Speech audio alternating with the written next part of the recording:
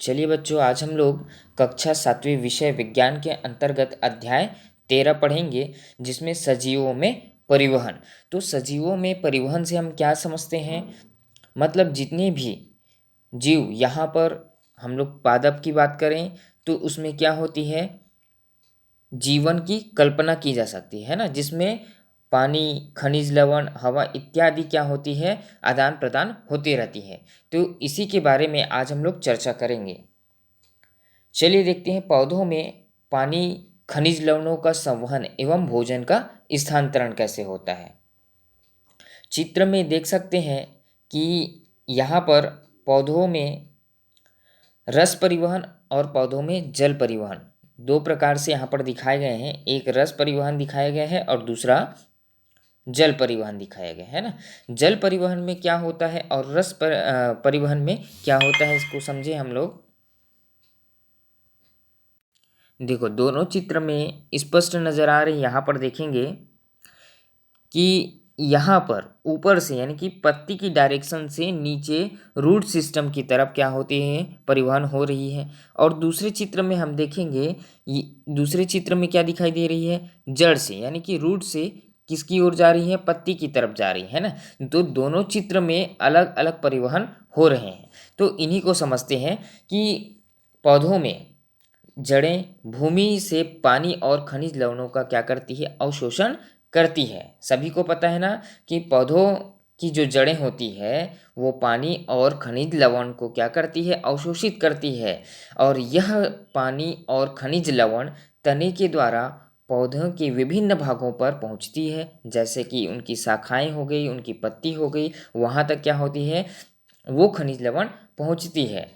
तो हम जानते हैं या दैनिक जीवन में भी देखे होंगे कि पानी को एक स्थान से दूसरे स्थान तक ले जाने के लिए हम लोग किसका उपयोग करते हैं, पाइप का उपयोग करते हैं। लेकिन जरा सोचेंगे कि पौधों के शरीर में भी पाइप जैसी कोई व्यवस्था होती है क्या? यदि होती है तो किस प्रकार से होती है, जिसे बड़े बड़े वृक्षों में जड़ों के द्वारा क्या कर ली जाती है, अवशोषित कर ली जाती है। किसको? पानी को, है ना। पानी को क्या करती है, ऊपर पत्तियों तक पहुंचा दिया जाता है। और आपने पौधों में पाए जाने वाले संवहन उत्तक जलवाहिनी, जिसको बोलते हैं जाइलम, याद रखिए। उत्तक जलवाहिनी बोलें तो उत्तक की जाइलम की बात कर रहे हैं यहाँ पर, और जल वाहिनी फ्लोएम। तो यहाँ पर दो बातें आती है, एक होती है जल वाहिनी और एक होती है रस वाहिनी। ठीक है।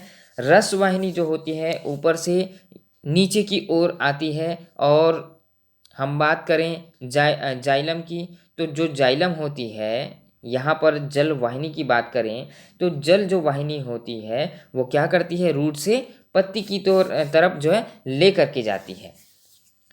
तो रस वाहिनी जिसको हम लोग बोलते हैं फ्लोएम, जो पत्ती से नीचे रूट की सिस्टम की तरफ जाती है ना।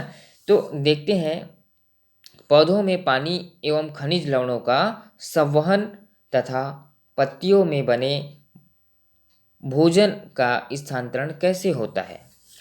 तो यहाँ पर जाइलम और फ्लोएम दो बातें आई है। और ये दो बातें क्या है, जाइलम जो बोल रहे हैं वो जल को क्या करती है, जड़ से लेकर के पूरे पौधों के हर एक भागों तक पहुंचाती है। किसको? जल को। खनिज लवणों को जैसे ही खनिज लवण उनको मिलती है वो पूरे भागों में यानी कि पूरे ब्रांच में, पूरी शाखाओं में फैलाती है। कौन? जाइलम। और रसवाहिनी यानी कि फ्लोएम का काम ये होता है कि जो खनिज लवण तैयार होती है, किससे? प्रकाश संश्लेषण के माध्यम से भोज्य पदार्थों का निर्माण करती है उन पत्तियों के द्वारा। तो वहाँ से जड़ की ओर फ्लोएम लेकर के जाती है। चलिए चित्र में और स्पष्ट समझें तो आवश्यक सामग्री के रूप में हम लोग ले सकते हैं क्या? कांच का गिलास। कांच का एक गिलास लेंगे और चौड़े मुंह की बोतल, सेफ्रेनिन या इयोसिन या लाल स्याही, बलसम या चिरैया का कोमल तना, तेज धार वाला ब्लेड और स्लाइड सूक्ष्मदर्शी। तो इसको हम लोग क्या करेंगे, प्रैक्टिकल करके देखेंगे और प्रैक्टिकल के माध्यम से हम लोग समझेंगे। तो किसी कांच के गिलास अथवा चौड़े मुंह वाली बोतल में पानी लेकर उसमें सैफरनिन या इयोसिन लाल स्याही की बूंदें डालेंगे। तो ये क्या होती है सैफरनिन इयोसिन, ये जो होती है स्पष्ट रूप से देखने के लिए हमें क्या होती है, सहायक प्रदान करती है और कलर प्रदान करती है। बाल्सम या चिरैया अथवा किसी कोमल तने वाले पौधे की टहनियों को रंगीन पानी में रखेंगे। लगभग 1 घंटे के बाद तने को पतले टुकड़ों में काटें, और जैसे ही पतले टुकड़ों में काटेंगे तो उसके बाद हम देखेंगे सबसे पतली काट की स्लाइड को रख कर सूक्ष्मदर्शी में देखेंगे, है ना। उनकी जो है कोमल हमने क्या लिए, उनकी शाखाओं से वहाँ से कोमल जो है एक पार्ट ले लिए, और उस पार्ट को हम लोग क्या किए, रेजर के माध्यम से उसको कट किए, और कट करने के बाद उसको स्लाइड में रखे, सैफरनिन डाले, और सैफरनिन डालने के बाद हम लोग सूक्ष्मदर्शी से देखेंगे तो हमें क्या दिखाई देती है, काट में रंगीन दिखाई देने वाला जो भाग कौन सा है, और मिलानिन हम लोग क्या करेंगे, उसको मिलाएंगे, है ना, कि किस प्रकार दिखाई दे रहा है।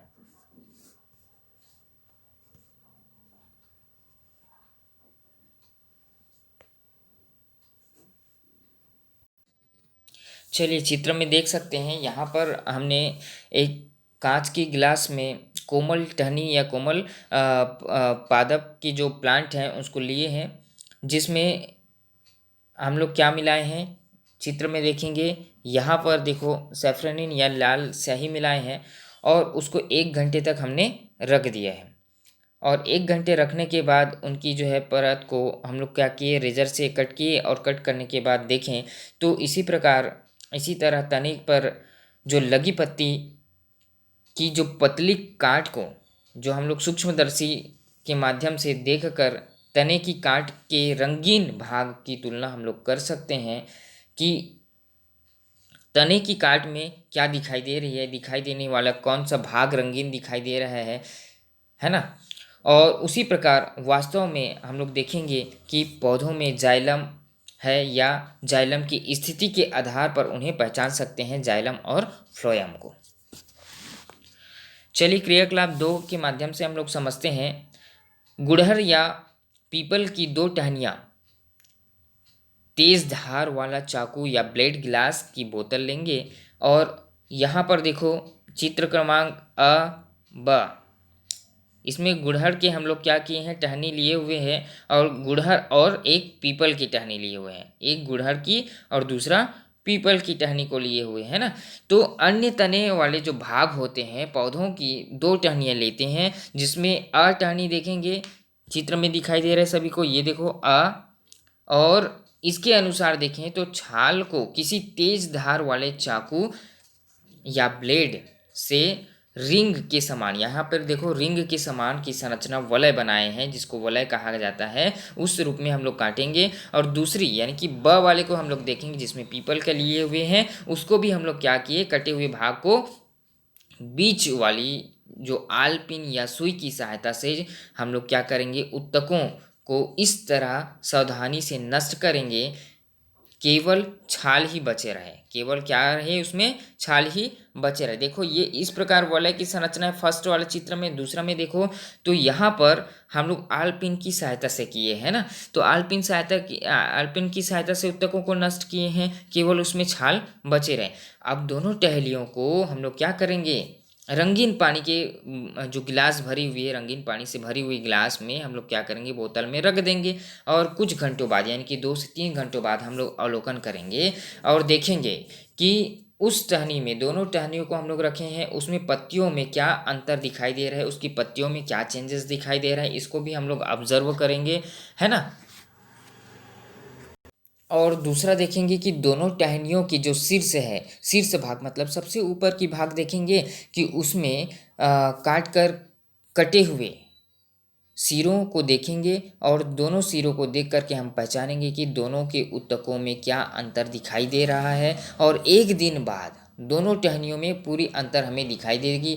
और दिखाई देने वाले अंतर का क्या कारण हो सकता है, इसको हम लोग देखेंगे कि जाइलम के कारण होती है कि फ्लोएम के कारण होती है ना, ये हम लोग ऑब्जर्व या अवलोकन करेंगे।